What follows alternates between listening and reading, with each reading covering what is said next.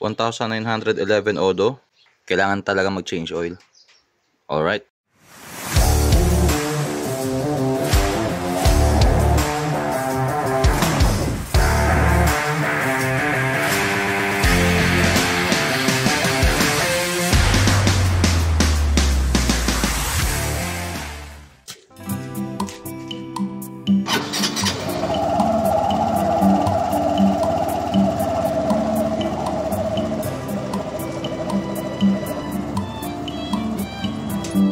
So alright mga Lodi Bros, ito yung mga kakailanganin natin para sa isang mabilis na change oil lang.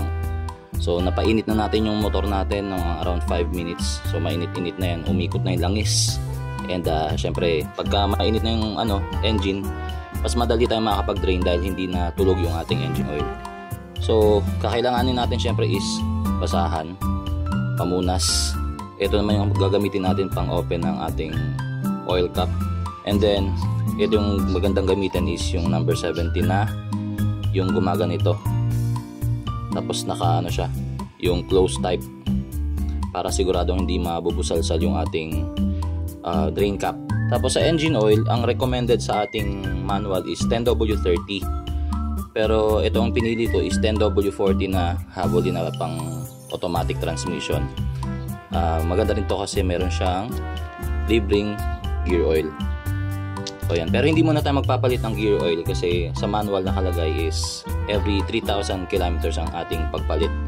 So nasa 1,900 kilometers pa lang naman. So tatandaan nyo lang mga Lodi Bros, meron kayong makikitang mga numbers dito, 10W and then 40. Yung W, yung part na yan, means winter. The more na mas mababa yung number na nandito, for example 10W, ang binili mo is 5W, mas suitable siya sa mga colder na mga countries, yung merong mga winter na tinatawag. Pero sa atin sa Philippines, okay na yung 10W. So mas mababa ang number dito sa part na to is mas suitable sa mga mas malalamig. So kung nakatira ka sa, for example, sa malalamig na lugar like Alaska, so ang pinipili ng mga tao doon is 0W. Okay? So okay, malilito. Yun yung isa sa mga naging training ko noon sa Mobil 1 engine oil nung na-work ako before doon. And then yung 40, yung number dito after ng dash, the higher means mas pwede siya sa mga may init na lugar. So for example, nag-work ka sa Middle East, may init na lugar yon, mas mataas na number dito, mas maganda. Kaya meron tayong mga nakikitang 20W50. So hindi naman kailangan ng sobrang babang W na for winter kasi hindi naman din nagwi-winter sa lugar na yon. So tulad sa atin sa Philippines, tropical country tayo. So okay na tayo sa 10W dahil hindi naman nag-i-snow dito. And then 40 kasi medyo mainit din naman talaga dito sa Pilipinas kung ikukumpara mo naman sa ibang bansa. So ang pinakamababang pwede mong gamitin na number dito, yung nasa manual na 10W30. Pero mas okay na, mas mataas yung part na to, 40, kaysa gumamit ka ng mas mababa sa 30. So para hindi ka malito, mas okay na yung sa part ng W is mas mababa doon sa recommended at mas mataas dito sa recommended naman sa part ng 40. So yun lang naman, simpleng lang naman yun, explanation lang. So I think naintindihan nyo naman. And syempre ang gamitin ninyo is yung dinesign for scooters. Alright, so by the way, sa manual ang nakalagay is 800 ml ang capacity ng engine oil nito, kaya 800 ml din yung binili natin. So ayan, yan ang ating pipihitin, yan ang oil drain plug. So gagamitan natin ng lumang kaldero. Atras natin konti yung camera. Yan. Para saluhin natin yung used oil natin.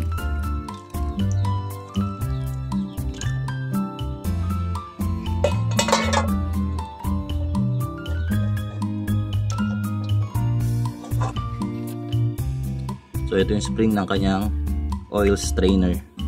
So hayaan muna nating umagos para talagang siguraduhin nating madrain ng maayos bago natin lilinisin yung oil strainer natin. Alright, so ngayon pwede na natin hugutin yung ating oil strainer. So yan. So ito siya. Parang Honda Beat V3 nga eh.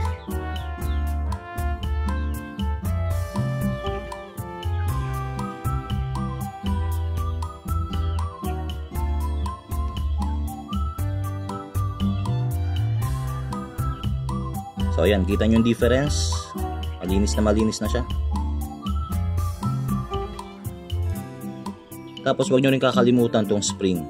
Linisin din. Yun, may mga lupa-lupa na. So para siguradong hindi yan umikot sa loob ng makina natin or mahalo sa langis.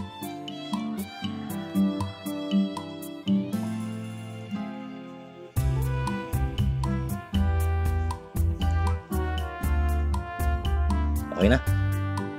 And syempre, huwag nyo rin kalimutan punasan yung paligid ng sa may drain plug para sigurado tayo na malinis. So isa-center stand ko na para mas madaling gawin. So okay, magkakamali sa pagbalik ng oil strainer. Okay? Dapat itong pinaka parang itim na to na plastic, yun yung nasa loob na part. So ayan, yung strainer mismo yung nakikita nyo dapat dyan. And then yung spring, yung maluwag na part, kasi medyo mas masikip yung sa kabilang side eh. So yung maluwag na part, yun yung syempre yung ipapasok nyo muna. Yun yung nasa loob. And finally, yung drain plug na marumi, linisin muna natin. So siguraduhin natin walang mga lupa-lupa or buhangin. So ayan, malinis na. Double check nyo rin kung worn out na yung mga rubber seal. Pero so far bago pa naman itong motor, so okay na okay pa siya. Syempre balik na natin clockwise naman.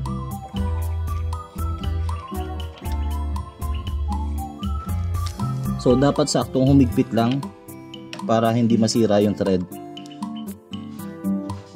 Make sure lang na walang tatagas na langis.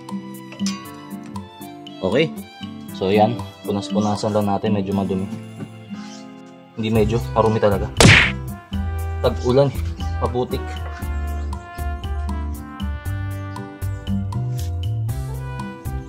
Pati yung paligid punasan. Siguraduhin lang na walang papasok ng mga dumi. So maganda rito sa engine oil na to, may nakalagay na agad kung ilang ml siya. So in this case 800 ml. Lahat yan swak doon kasi 800 ml din yung capacity ng ating engine oil. So gagamitan natin ng malinis na embudo para walang sayang.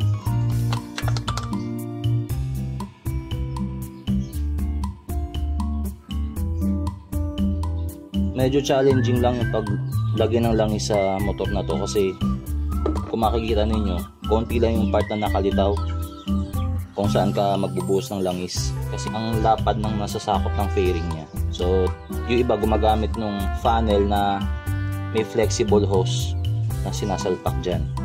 So sa ngayon ito lang yung mayroon tayo, tiyagain na lang natin.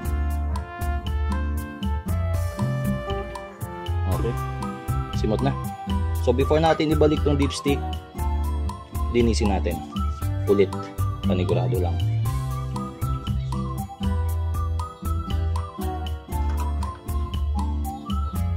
Kailangan nating i-warm up to ng mga 3 to 5 minutes. And then i-check natin after 3 minutes ulit kung tama na yung ating oil level. Alright? So warm up tayo. 3 to 5 minutes.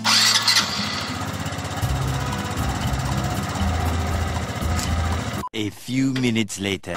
So yan, naka 5 minutes na tayo. Off na natin yung engine.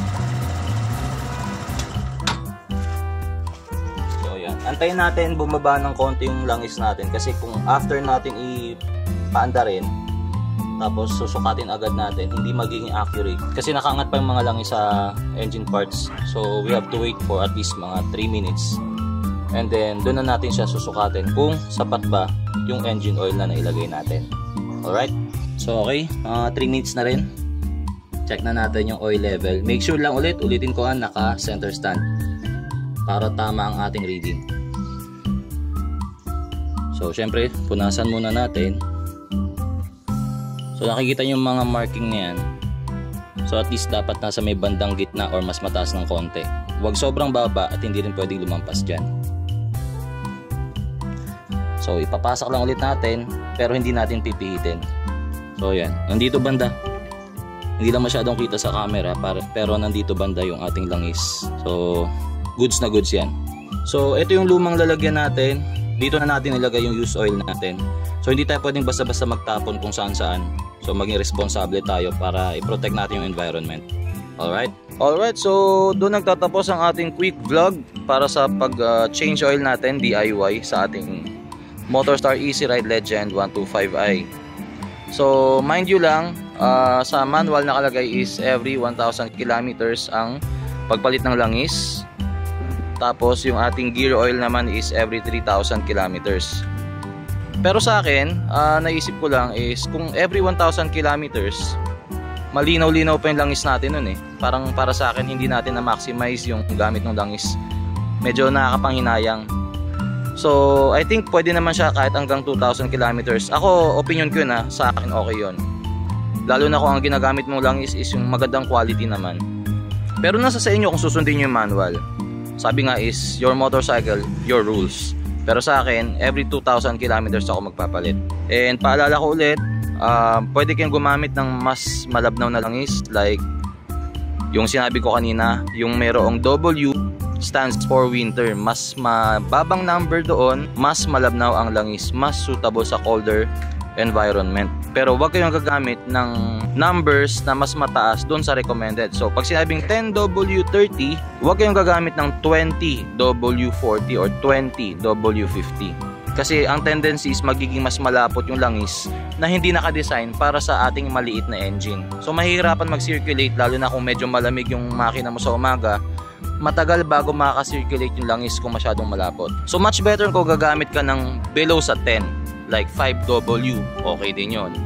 So 5W40, much better. Huwag kang gagamit ng 20W, okay? So maraming salamat sa panonood. At I hope kahit papaano ay may napulot kayo sa video na to. So please don't forget to like, share, and subscribe. So this has been your bro nagsasabing always ride safe and stay alive. God bless.